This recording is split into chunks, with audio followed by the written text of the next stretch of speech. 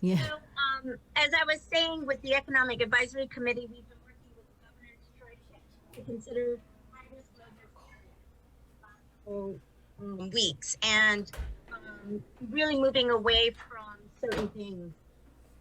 I know that there's not that big of a difference for some people regarding just curbside service and takeaway, but there really is. Sales overall has gone down with 90%, even with takeout and curbside. And so, for a lot of businesses, it's actually safer for takeout because restaurants can at least do temperature checks. They can require masks upon entry. And so, even if businesses continue with curbside services, we're encouraging that people still wear their mask. They turn off their air conditioning or their vehicle once the items are received in the car. So, it's really to get the governor to really consider some areas where we can try to move towards reopening, knowing that we still have to be very careful and considerate of how we move into a more just reopening the island in a much safer way, understanding though that businesses have to continue to survive. What were some of the other uh, suggestions, recommendations that were made to the governor from the economic advisory group? So, because it seems apparently that check off curbside and check off takeout. So, what else was on this list of recommendations? I know that we made this week. We are talking a little bit more about some additional areas. I know that like retail curbside was offered, but just looking at the data clusters, there are other areas that haven't been affected. Like there haven't been a huge cluster just from retail or even from outdoor sports. Um, and but individual sports, not all sports, just individual sports. There's a Golf, lot of, I'm sorry, golf, outdoor. golf, tennis, but not just that. Also, auto sales can be done with appointments only, right? And so even parts and services, those are all but appointments only. Professional services have continued to operate that are essential, like consulting and professional services, and that is all done by appointment. So we could do that. The same with general businesses, similar to what other companies have incorporated by appointment only, like Docomo, and the banks you see where they're entering only certain amount of people. So it's really about taking a lot of these best practices and putting that through. But we don't know exactly which way they're going to go. I know it's just really recommendations for now, but the whole idea is to really reconsider some of these types of establishments that will be looked at and really start focusing on the data. Something that we did last week, we had a membership meeting where we focused on reopening guidelines and making sure businesses, before they're reconsidered to be reopened, whether it's PCOR 1 or PCOR 2, is they really have to submit their reopening guidelines plans to public health. So we had public health on where they actually shared some of the top violations for upon reopening and some of the recommendations with the reopening guidelines and what to expect with that inspection checklist should public health come on site. We also promoted the Guam COVID Alert app because we want to make sure that the community really participates in this. It is a volunteer program, and we strongly feel that it's not about just getting the governor to consider reopening. We really have to ensure that the establishments and the consumers are ready to go out and participate in a responsible manner by adhering to all of the guidelines. And so that's why we had this meeting. In addition to the COVID Alert app, we also had CHIMA there, the infectious disease control administrator, where he talked about the importance of contact tracing, but in a manual way. Establishments need to be able to document this and be able to track things from your vendors to where your employees are with their standard shifts, and also how to prepare documentation, especially with incoming guests and transient guests. If in case alert app shows some activity in your areas, you would be able to Mary, if you could come eventually closer to your much microphone, faster. because you were fading in and out. If you could just stay close to your mic. I wanted to follow up on when we talked early on during this pandemic. You talked about hotels that we were going to see shut down, and that came to pass with the Fiesta, and I think maybe that was another hotel. Right. And now we just recently got the news about the PIC, and so a lot of hotels, the tourism industry is really hurting. Have you heard any other closures that are on the horizon? It's a real challenge because, but I hate to make it be about like a very large hotel. That is the largest hotel. Yeah. I think that we've seen closures with small businesses Mm-hmm. already, and the hotels in general, much like very large employers like United making announcements right last month. It's going to come down to that because it's about timing. A lot of these larger businesses, obviously, they're holding out for as long as they can, and they know that it's going to take a while. The challenge is it's not like even if we reopen the economy, even with our local residents, that type of revenue lost because of tourism not reopening, it makes it harder for our stakeholders such as hotels, airlines, even the golf courses. A lot of these businesses, retailers, truly rely on a larger percentage of the revenue stream to come in from the tourists. And knowing that tourism is going to take us 1 to 2 years to rebound, they have to right size. They have to make those hard decisions because it's going to be extremely challenging. Mm-hmm. And so you mentioned the GHRA met last week, right? How often has the Economic Recovery Panel met since we last spoke with you and Christine?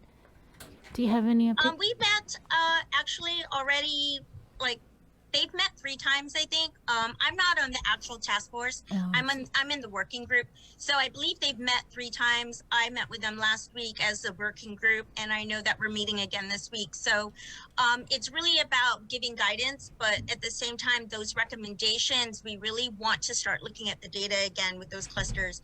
And so we need the cooperation of government working together to provide that data so we can make these informed decisions back to the governor. And the governor her team needs to assess it, right? To make sure that they feel confident enough that these decisions aren't just coming from private sector, that it can be supported within the government.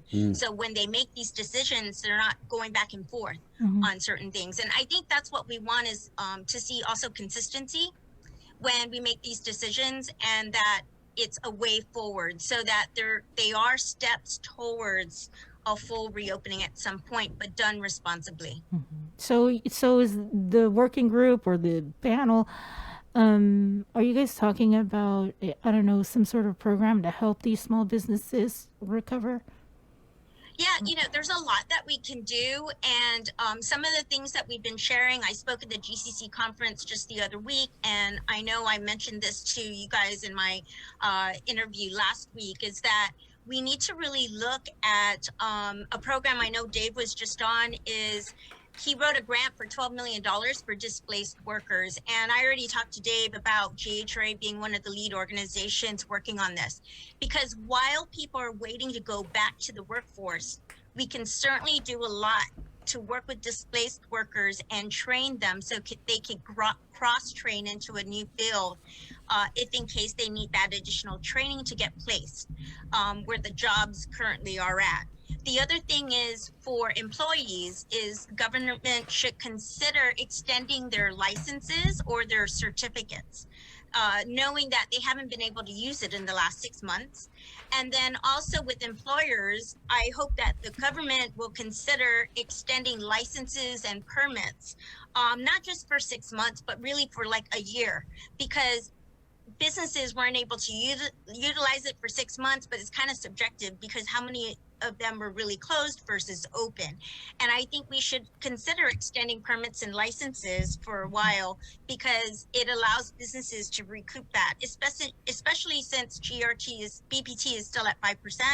I think that the government is, really looking at also lost revenue overall. But at the same time, you need those businesses, licenses, permits to maintain in order for businesses to continue to operate. So whatever the government can do to really consider making it easier for the employer and the employee to remain open and to continue working without creating more lines at the government agencies to renew those licenses or permits, if they could just automatically get a renewal for 6 months up to a year, I think that would be really great. While we're still all trying to adjust to everything moving right to the right. Mary, let's go back to the data on the clusters. What can you tell us about that? I think there are two things. Okay. One is we started looking at the national data, right? Where, from a larger perspective, low risk, high risk areas are. But locally, we haven't received that data yet, and that's what we're asking for, is so that we can receive that data so we can understand that better. But if you look at just even where public health reports from, although they stopped reporting which companies, I think that you can certainly look at industries and within those areas, subsectors, if they don't have the cluster data. But I do know that the cluster data is being looked at, not internally by us, but certainly by public health. But if we could start just putting that in an area where we could all digest it and help make better decisions, I think that would be best. But in the meantime, I think that we already know which ones are low risk areas. And if they can make small movements towards that during PCOR 1 and PCOR 2, I think the small wins right now are really what this economy needs, especially when we hear still stories, right, from Lillian and areas of concern that, you know, we still have a lot of sick people in the community. I think that it's very important about the balance, and everybody keeps talking about how there are other things to consider. And it's only going to get worse if we continue to close and do kind of a full sweep of all businesses rather than focus on the clusters. Okay. You good? Yeah. Thank you, Mary. Yeah, I think just reminding again everybody about that Guam COVID Alert app. And then just so you know, UOG did train 85 people the other week with the COVID Alert.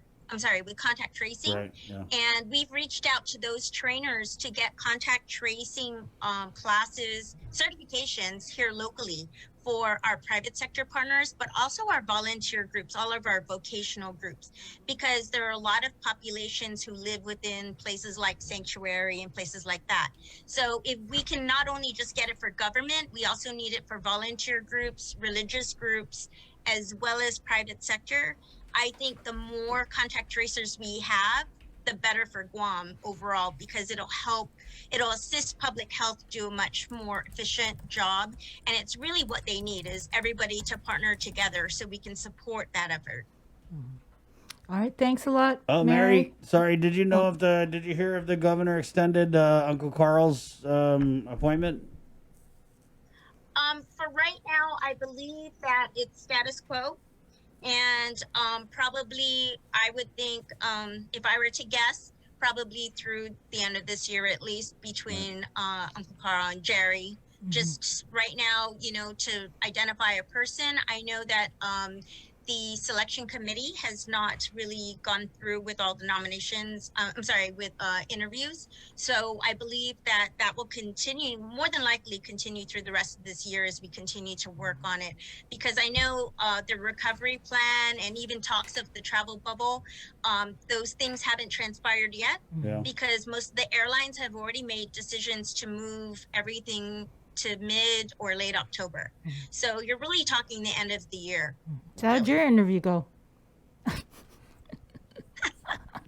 We've had many discussions, but I honestly, I did not submit an application or my resume, just so you know. Mary, honestly. Girl, you don't have to. Yeah. Anyway. I think they could Google you. Mary, thank you. Thanks, Mary. Thank you, guys. We'll get you on again. Okay. Appreciate it. 9:49. Okay, bye. Best Bye. of. Take Bye. care. Wash your hands. Bye. Just, she's badass. That's all I can say about Mary. But just, just She was one of the names that was thrown around when there was a vacancy at the Guam Visitors Bureau. So yeah. Well, yeah, I mean, for me, that's